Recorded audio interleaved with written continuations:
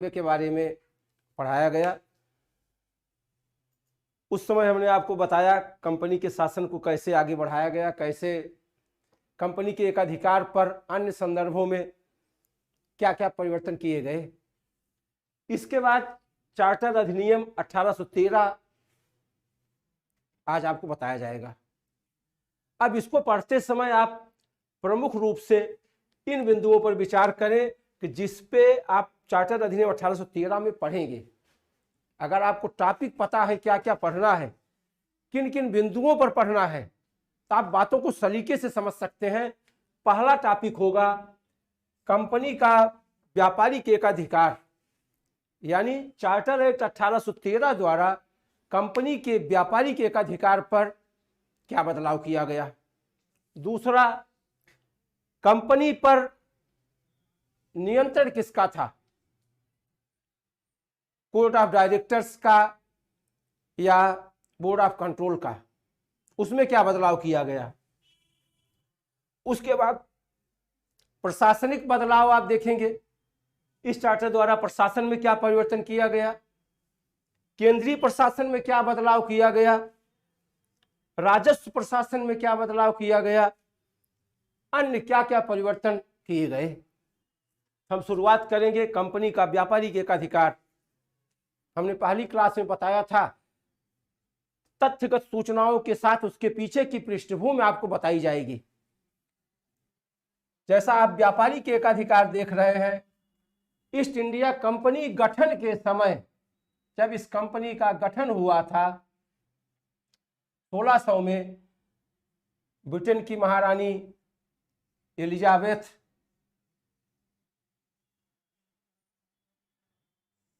से कंपनी ने भारत और उसके आसपास के देशों के साथ व्यापार करने का एक अधिकार प्राप्त किया था, यानी मोनोपोली थी। मोनोपोली यानी भारत के साथ और आसपास के जो देश थे उनके साथ दूसरी कोई ब्रिटिश कंपनी व्यापार नहीं करेगी। वैसा हुआ भी। 1600 से लेकर के लगभग 200 साल 1813 तक, 1793 पढ़ाते समय हमने बताया, तब तक कंपनी का व्यापारिक एकाधिकार बना रहा, यानी भारत के साथ ईस्ट इंडिया कंपनी के अलावा कोई अन्य कंपनी व्यापार नहीं करेगी। अब पढ़ने की बात यहां आती है, इस व्यापारिक एकाधिकार को बदला क्यों गया, क्या जरूरत पड़ गई कि व्यापारिक एकाधिकार में परिवर्तन किया जाए। अगर विश्व इतिहास पे आप नजर डालें, थोड़ा पीछे जाएंगे, देखेंगे उस दौर में ब्रिटेन में नेपोलियन का बढ़ता वर्चस्व, यूरोप के ज्यादातर देशों पर नेपोलियन का कब्जा हो चुका था। ब्रिटेन एकमात्र ऐसा देश था कि जहां नेपोलियन का कब्जा नहीं था। नेपोलियन ब्रिटेन पर भी कब्जा बनाए रखना चाहता था। इसके लिए उसने क्या किया, उसने ब्रिटिश अर्थव्यवस्था को कमजोर करने के लिए यूरोप के अन्य देशों के साथ ब्रिटेन के व्यापार पर प्रतिबंध लगा दिया। उसने रोक लगा दिया, कोई भी देश ब्रिटेन से व्यापार नहीं करेगा। वो दौर थोड़ा याद करें, जिनको थोड़ा आइडिया होगा उन्हें पता होगा। 1740 में औद्योगिकरण का प्रारंभ, उसके बाद ब्रिटेन का इंडस्ट्रियलाइजेशन, वहां कंपनियों की भरमार और ब्रिटिश अर्थव्यवस्था पर नेपोलियन के प्रभाव से वहां का व्यापारिक वर्ग परेशान हुआ। कारण सामान निर्मित हो रहा है लेकिन मार्केट उपलब्ध नहीं है। ब्रिटिश कंपनियों ने क्या किया, उसने ब्रिटिश सरकार से एक डिमांड रखी, क्योंकि अगर यूरोप का बाजार उससे छिन गया, उनके पास भारत एक बड़ा बाजार था जहां वो व्यापार करने के लिए लालायित थे। चाह रहे थे कि अगर हम अपने बने सामान ब्रिटेन में नहीं बेच पाएंगे, अगर भारत में बेचेंगे तो हमारी भरपाई हो जाएगी। आगे अगर आप थोड़ा सा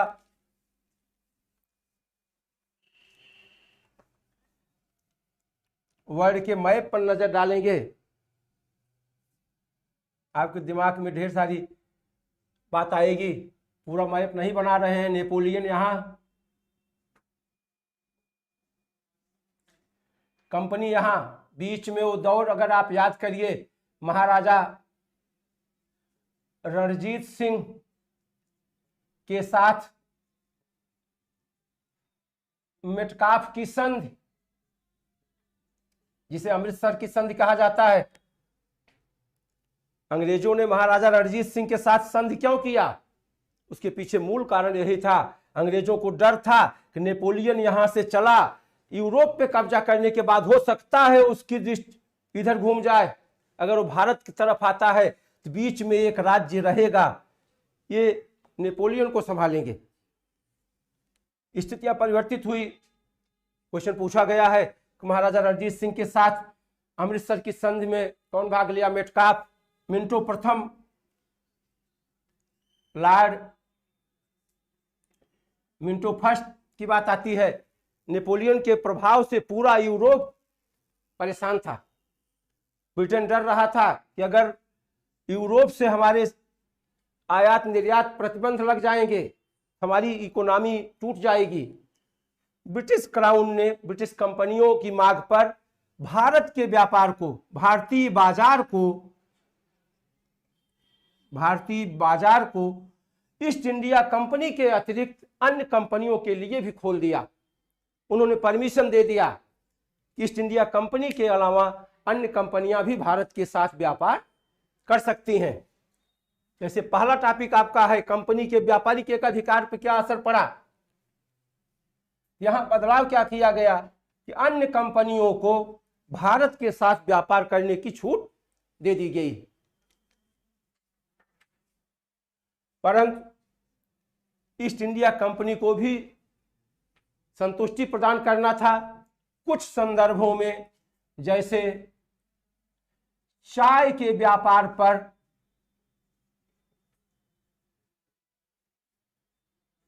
और अफीम के व्यापार पर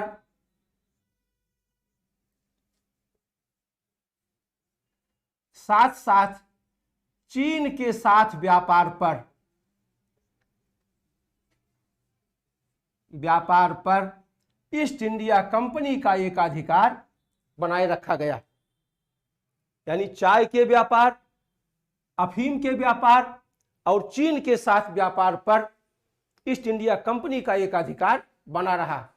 ये पढ़ते समय आपके मन में एक प्रश्न उठ सकता है, किस व्यापारिक एकाधिकार समाप्त करने के बाद भारत की अर्थव्यवस्था पर क्या असर पड़ा? भारत की अर्थव्यवस्था पर इसका क्या प्रभाव पड़ेगा? अब सामान्य तरीके से अगर पढ़ते समय आप थोड़ा चिंतन करें तो बात बनती है, एक तरफ औद्योगिक देश ब्रिटेन में निर्मित सामान और एक हमारा भारतीय बाजार, जहां हथकरघा, हस्तशिल्प, सामान्य खुदरे अस्पष्ट तरीके से बहुत साफ सुथरे नहीं बने सामान, और दूसरा मशीन से निर्मित उच्च गुणवत्ता के सामान। इससे हमारा भारतीय बाजार, जो भारतीय उद्योग था, वो और चौपट हो गया। अभी तक ईस्ट इंडिया कंपनी ही सामान ला करके यहां विक्रय करती थी, अब ढेर सारी कंपनियां, उन्होंने भारतीय बाजार को यूरोप निर्मित सामानों से, ब्रिटेन निर्मित सामानों से भर दिया। हमारा उद्योग और चौपट हो गया। परंतु ईस्ट इंडिया कंपनी के चाय के व्यापार और अफीम के व्यापार पर एकाधिकार बनाए रखा गया। इसके साथ साथ चीन के साथ व्यापार पर भी उसका एकाधिकार बना रहा। आपसे प्रश्न पूछा जाता है 1813 चार्टर द्वारा कंपनी के व्यापारिक एकाधिकार पर क्या असर पड़ा, तो आप सीधा सीधा लिख दें, कंपनी का व्यापारिक एकाधिकार समाप्त कर दिया गया। परंतु चाय के व्यापार, अफीम के व्यापार और चीन के साथ व्यापार पर कंपनी का व्यापारिक एकाधिकार बना रहा।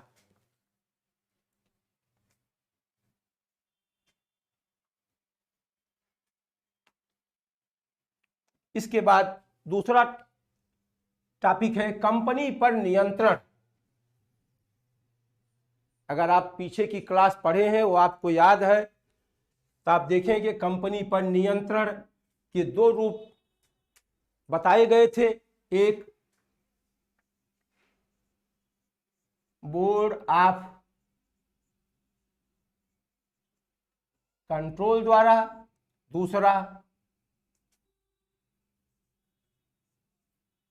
कोर्ट ऑफ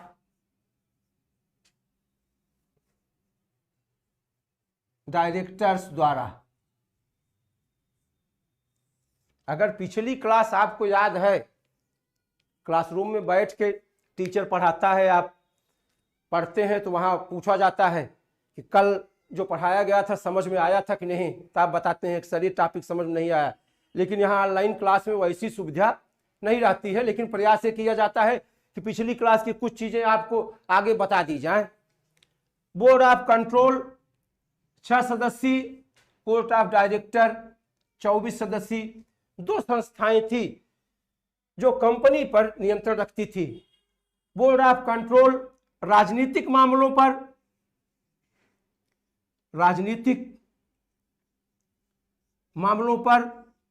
और कोर्ट ऑफ डायरेक्टर व्यापारिक मामलों पर नियंत्रण रखता था। इसमें कोई बदलाव नहीं किया गया। अगर आप पढ़ते समय किसी विषय को टुकड़ों में बांट करके एक एक टॉपिक पर क्रमबद्ध तरीके से चीजें मन में बैठा लें तो याद हो जाता है। चार्टर अधिनियम 1813 में किए गए प्रावधान को आप पहला टॉपिक देख ले, कंपनी का व्यापारिक एकाधिकार, इसमें बात बन जाती है चाय अफीम के व्यापार पर एकाधिकार बना रहा और चीन के साथ व्यापार पर भी कंपनी के एकाधिकार बना रहा। इसके अलावा अन्य व्यापार सभी ब्रिटिश कंपनियों के लिए खोल दिए गए। दूसरा, कंपनी पर नियंत्रण के बारे में कोई परिवर्तन नहीं किया गया, कोई बदलाव नहीं किया गया। बोर्ड ऑफ कंट्रोल जिस रूप में था उसी रूप में बना रहा।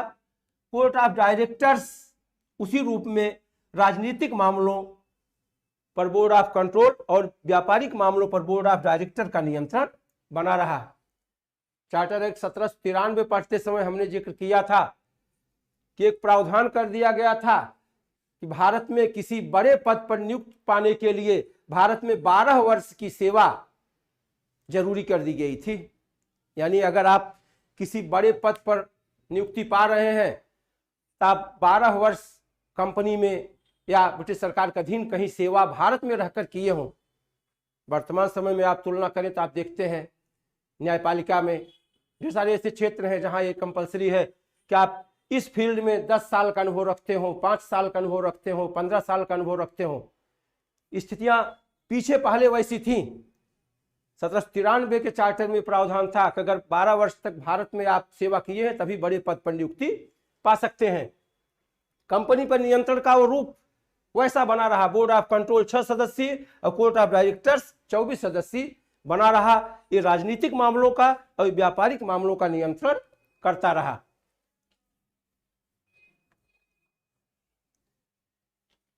इसके बाद प्रशासन पर चलते हैं। प्रशासनिक परिवर्तन क्या क्या किया गया?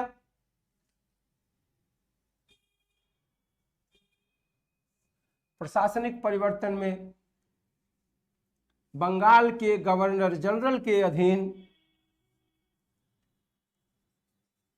मद्रास और बॉम्बे के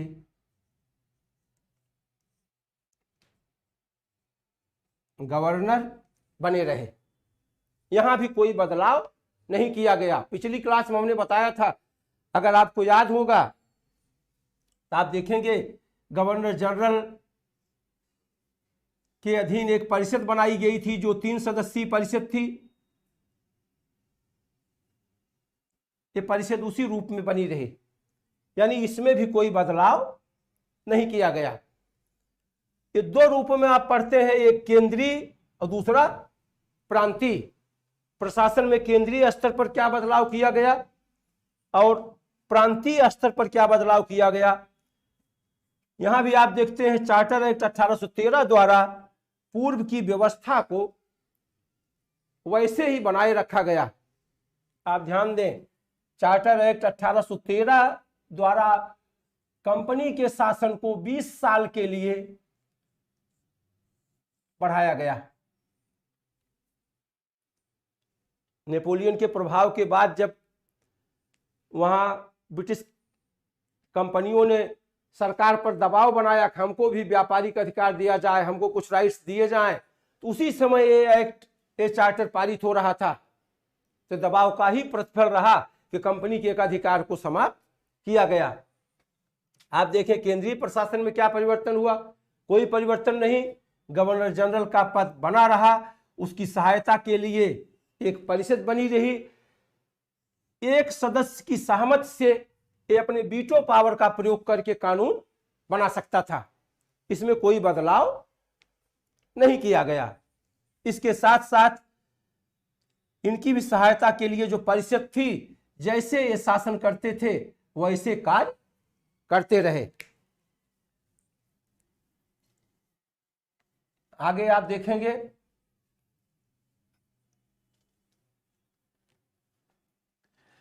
राजस्व के मामले में बदलाव किया गया। अगर आप क्रम से देखें, कंपनी के व्यापारी के एकाधिकार पर बदलाव किया गया और राजस्व के मामलों में बदलाव किया गया। अभी तक सारे पैसे जो व्यापार से आते थे या टैक्स से आते थे, साल टैक्स का भी जिक्र आप ध्यान दें, या अन्य किसी तरीके से जो कंपनी अर्जित करती थी युद्ध से या अन्य तरीकों से, वो सारे पैसे एक पास रखे जाते थे, एक साथ रखे जाते थे। इसको अलग कर दिया गया, दो भाग में बांट दिया गया। व्यापारिक पैसे को अलग और दूसरा राजस्व से या टैक्स से प्राप्त पैसे को अलग रखा जाने लगा। इसके साथ साथ कुछ अन्य परिवर्तन भी किए गए, उनको आप क्रम से देख लें। पहला परिवर्तन जो किया गया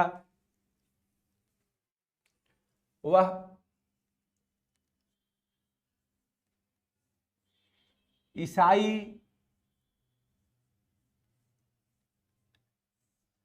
मिशनरियों के भारत आने, अपने धर्म के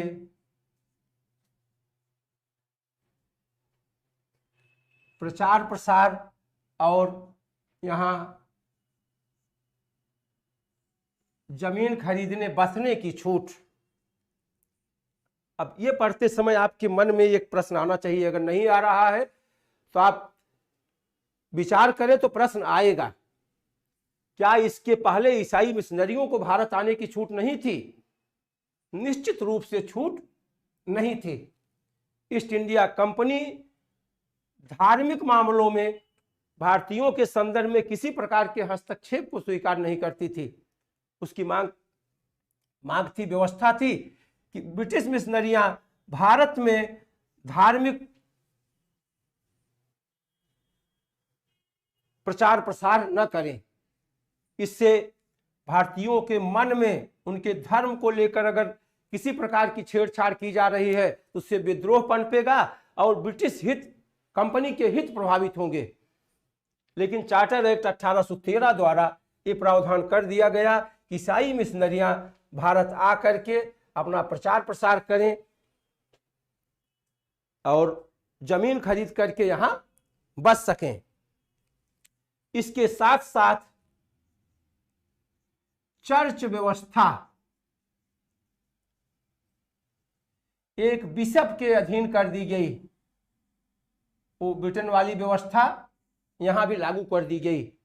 आज भी आप चर्च की व्यवस्था के बारे में आगे हम कभी डिटेल चर्चा करेंगे तो बताएंगे। कि कैसे उनकी व्यवस्था चलती है, वो एक बिशप के अधीन कर दी गई। इसके साथ साथ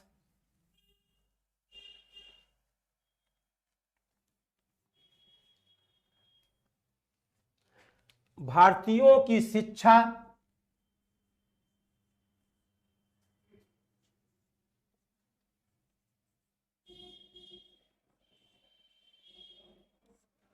और वैज्ञानिक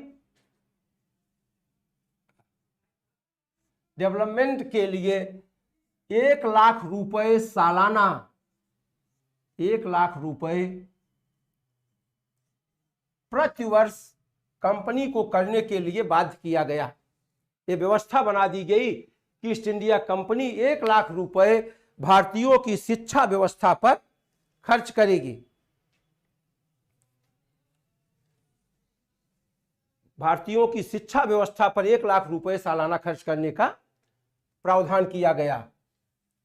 क्वेश्चन पूछा गया है एक बार कि पहली बार किस चार्टर द्वारा अंग्रेजी साम्राज्य की संवैधानिक स्थिति स्पष्ट की गई? तो पहली बार चार्टर एक्ट 1813 द्वारा अंग्रेजी साम्राज्य की संवैधानिक स्थिति की स्पष्ट व्याख्या की गई। इसके साथ साथ न्यायिक क्षेत्र में एक बदलाव किया गया। न्यायिक क्षेत्र में भारतीय न्यायालयों को अंग्रेजों के मामलों को भी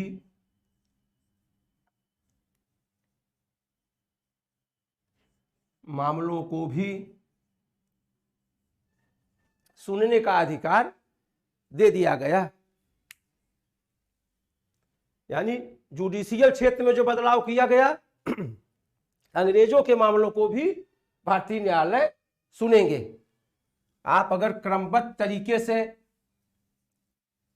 जो परीक्षाओं में पूछा जाता है, जैसे प्रश्न पूछे जाते हैं, आप उनको अगर हिसाब से तैयार करें तो मुख्य रूप से तथ्यगत सूचनाएं अगर आप देखें तो पहला बदलाव चाय, अफीम और चीन के साथ व्यापार पर एकाधिकार बना रहा। अगर आगे आप पढ़ेंगे तो आप देखेंगे ये एकाधिकार भी समाप्त हो जाएगा। जो टॉपिक आप यहां पढ़े हैं, इन्हीं बिंदुओं पर आगे जब आप पढ़ेंगे तो आपको पढ़ने में समझ आपकी बनेगी कि ऐसे बिंदु हैं जिन पर मुख्य रूप से धीरे धीरे परिवर्तन किया गया। पहला व्यापारिक एकाधिकार, पहले कंपनी की मोनोपोली थी। 1600 से लेकर के 1793 चार्टर तक, जब ब्रिटिश सरकार द्वारा चार्टर नहीं पारित किया गया था, तो वैसे मोनोपोली का राइट उसको मिला था। आपके मन में यहां ये बात आएगी कि कैसे ब्रिटिश सरकार की राजाज्ञा थी। उसी प्रकार जैसे आज आप देखते हैं अपने यहाँ की कोई कंपनी जैसे एयरटेल है, बांग्लादेश में सर्विस प्रोवाइड करने के लिए भारत सरकार से आदेश लेकर के वहां जाकर के दूरसंचार के क्षेत्र में सर्विस दे रही है। वैसे ईस्ट इंडिया कंपनी ब्रिटेन से परमिशन लेकर के भारत आई, एक अधिकार दिया गया, ये कहा गया कि आप जाकर के भारत व्यापार करिए। आज जैसे एयरटेल को सरकार ने परमिशन दिया, उसी के साथ परमिशन दे देता कि आप वोडाफोन, आइडिया और कंपनियों को भी कैसी स्थिति बनती, समस्या होती।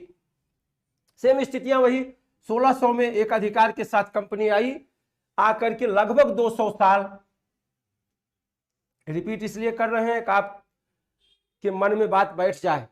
ऑनलाइन क्लास में बड़ी समस्या है, कैमरे के सामने पढ़ाया जाता है, आप सामने होते नहीं हैं।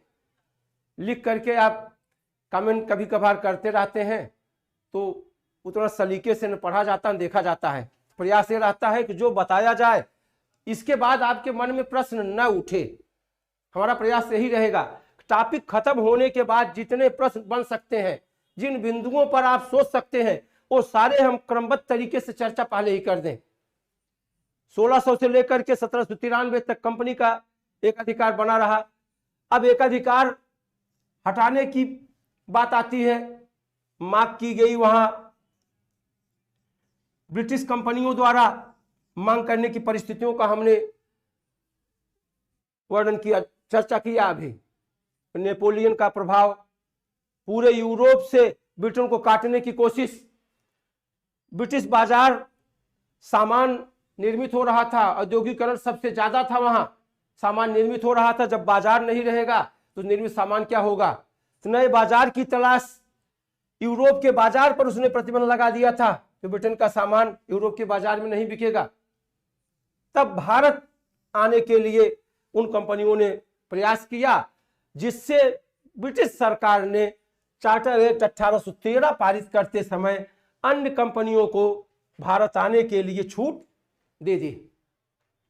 लेकिन लंबे समय से 200 साल से कंपनी लगी थी, कुछ व्यापारों पर इसके एकाधिकार को बनाए रखा गया, चाय, अफीम, चीन देश के साथ व्यापार पर।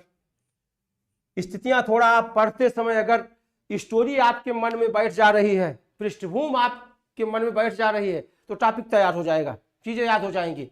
अगर केवल तथ्य आप रटे हैं कि व्यापारी के एकाधिकार, तो आप भ्रमित होंगे कि एकाधिकार क्या होता है, क्या जरूरत पड़ गई एकाधिकार हटाने की। जो कंपनी 200 साल से शासन कर रही थी, क्यों उसका एकाधिकार खत्म किया गया? तो टॉपिक यही, वैसी परिस्थितियां बनी, ऐसी स्थितियां वहां परिवर्तित हुई कि एकाधिकार समाप्त करना पड़ा। इसके साथ साथ पहला आपने देखा एकाधिकार, दूसरा अन्य जितने बिंदु हैं पढ़ते समय, अगर आपको पॉइंट्स पता है, सारे पॉइंट्स पर अगर आप यहां पढ़ते समय, एक बिंदु पर आप पढ़ते समय अगर ध्यान कर लेंगे कि इन बिंदुओं पर पढ़ना है, तो आप अच्छे से लिख भी सकते हैं। अगर मेंस में आपको लिखना है और ऑब्जेक्टिव परीक्षाएं अगर आप दे रहे हैं, तो वहां आप फैक्चुअल इंफॉर्मेशन भी याद कर सकते हैं, बता सकते हैं। पहला व्यापारी के एकाधिकार, उसके बाद कंपनी के शासन का रूप आप देखेंगे, कंपनी पर नियंत्रण देखेंगे। हमने बताया कंपनी पर नियंत्रण राजनीतिक और व्यापारिक नियंत्रण, दो आधार थे, दोनों कौन? Board of directors, court of directors, board of control, court of directors, 6 सदस्यीय, 24 सदस्यीय आप देख लिए। उसके बाद प्रशासन में क्या बदलाव हुआ? प्रशासन में कोई चेंज नहीं हुआ, गवर्नर जनरल का प्रभुत्व बना रहा, मद्रास और बॉम्बे के गवर्नर उसके अधीन बने रहे। केंद्रीय प्रशासन और प्रांतीय प्रशासन में भी कोई बदलाव नहीं हुआ। राजस्व प्रशासन में बदलाव किया गया, व्यापारिक मामलों से प्राप्त धन और राजनीतिक मामलों, अन्य मामलों से प्राप्त धन दो अलग अलग मत कर दिए गए। इसके साथ साथ जुडिशियल क्षेत्र में परिवर्तन हुआ, भारतीय मामलों को, यूरोपीय लोगों के मामलों को सुनने का न्यायपालिका को अधिकार दे दिया गया। इसके साथ 1 लाख रुपए भारत की शिक्षा व्यवस्था के उत्थान के लिए खर्च करने का कंपनी पर लगा दी गई व्यवस्था, और साथ साथ अंग्रेजों को भारत में बसने, जमीन खरीदने की छूट दे दी गई, और ईसाई मिशनरियों को भारत में धर्म प्रचार की छूट दे दी गई। अब इसके बाद आगे आप देखेंगे, इतने बदलाव के बाद 20 साल के लिए ये व्यवस्था बनाई गई, यानी अब से 20 साल के लिए ये चार्टर, ये प्रावधान किया गया, यानी अगले 20 साल बाद फिर नया चार्टर लागू किया जाएगा। तब तक ईस्ट इंडिया कंपनी इसी रूप में शासन करेगी। चार्टर एक्ट 1833, अगर आप पीछे की 3-4 क्लास देखे हैं, ये क्लास पर जिन बिंदुओं पर हमने चर्चा किया उसको सलीके से आप पढ़े हैं, तो इसको आप अपने आप बता लेंगे, कर लेंगे। हमने पहली क्लास में कहा था कि आज उत्तर की कमी नहीं है, कमी प्रश्नों की है। आपके मन में प्रश्न बनने लग जाए, उत्तर तो उपलब्ध है। प्रश्न अगर आप देख ले रहे हैं, प्रश्न आपके मन में पैदा हो जा रहा है, उत्तर आ जाएगा। सारे टॉपिक उसी संदर्भ में, व्यापारी के एकाधिकार, इसको आगे कल की क्लास में आपको डिटेल बताएंगे। व्यापारी के एकाधिकार पर क्या प्रभाव पड़ा, यहां चाय, अफीम, चीन के साथ व्यापार था, यहां पूर्ण रूप में समाप्त कर दिया गया।